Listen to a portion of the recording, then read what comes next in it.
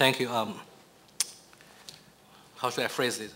And I'm based in Washington, D.C., so people are interested in this, right? But you haven't, as far as I can tell, you haven't seen any actions from the U.S. government to actually try to prevent this, right? So right now it seems to be is mainly concerns expressed in think tank reports or maybe by government officials in their discussion. Obviously, they are somewhat concerned about this, right? Because I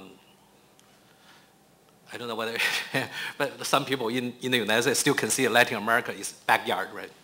Obviously, I'm sure people here feel very, very differently. So they have sort of. On the other hand, you can also see why, precisely because there might be a backlash if they come forward too strongly, right? To say you can't do this, then people say, why can't I do it? Right? Is it because we have a special privilege in the way? No. Why do you have? You can see, right? So my observation, they are just watching this, and there are actually some people who are sort of understanding actually, and in the sense that they see China following the same pattern as many other countries who first began to export capital overseas. The typical pattern is extraction, right, and natural resources. And over time, they will sort of expand. So in that sense, I personally think that on that level, I don't see China being very different from other countries. But obviously, when it comes to the operations, right, the guiding principles of these, about political condition, all this, right, environment, all that thing. It seems to be partly also depend on the bargaining situation between this country and the Chinese government. I'm not that familiar. I'm very interested in question. I've been reading about this, particularly about Africa.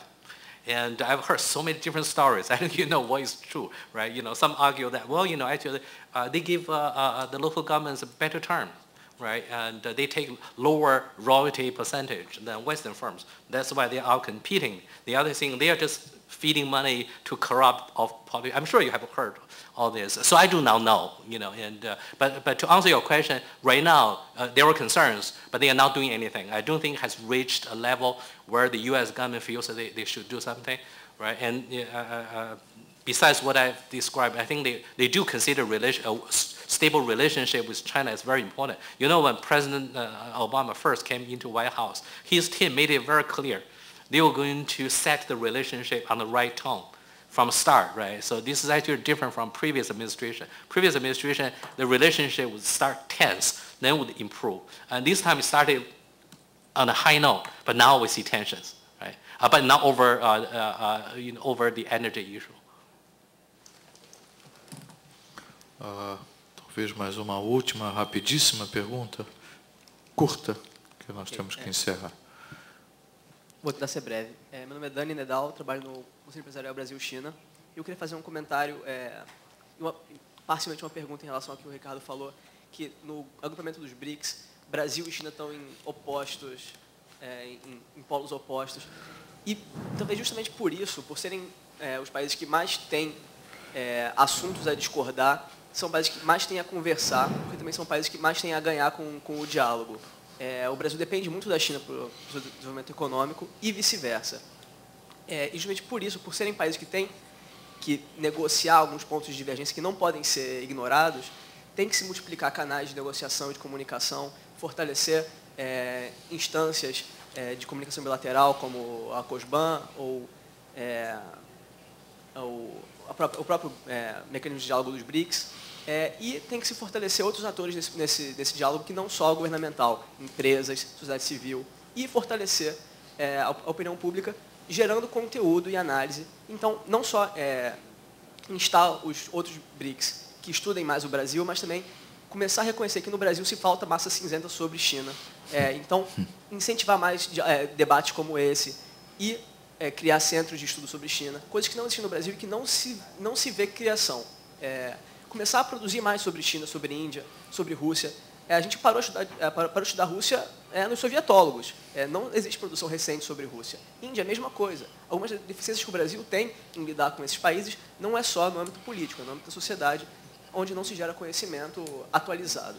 Não sei se o Ricardo quer comentar alguma coisa. Eu quero. Sim, por favor.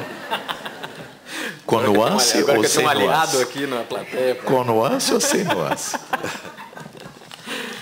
Não, mas eu acho que fez um argumento perfeito. Eu acho que essa dicotomia do Brasil vai ser cada vez mais cara desses dois Brasis. Essa dicotomia do Brasil lá fora e do Brasil para a região. É difícil você apresentar uma plataforma de governança internacional e, quando vem para a questão regional, não consegue fazer uma equalização mínima de política industrial, de política de crédito com a Argentina.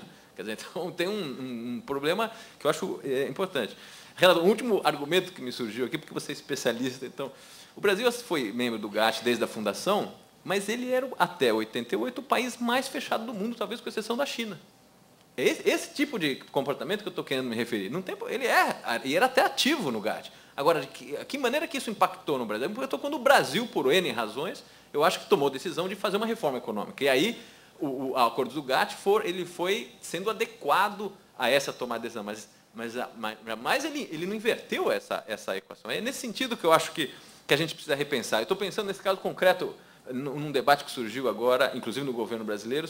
No fundo, se você tem um sistema financeiro, ou sistema monetário da maneira que está, e que abre até uma brecha importante para países como China praticarem uma política cambial de desvalorização, etc., e isso desloca o Brasil internacionalmente, no fundo, se a gente for buscar algum arranjo nesse campo, nós vamos ter que fazer uma negociação mais dura com nossos aliados tradicionais. Então, nesse sentido que eu estou dizendo, se for puxar uma agenda, tem que estar preparado para algumas rupturas importantes. Como no caso da ambiental, acho que também, né, ocorreu isso. E no GATT está ocorrendo. O Brasil deixou muito tempo de representar o G77. O G20 comercial também é um arranjo que está indo, mas eu acho que é inexorável esse processo. E esse daí vai cair, eu acho que é no nosso colo. E com relação à China, eu concordo plenamente. Eu acho que nós temos na China uma interlocução mais do que permanente. Só acho que não dá para partir para a conversa e para a China supondo uma identidade de interesse. É nesse sentido.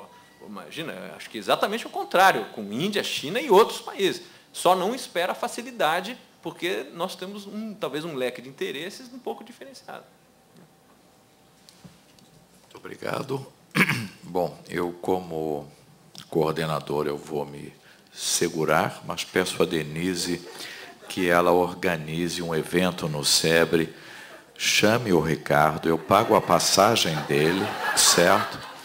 E me ponha junto com ele.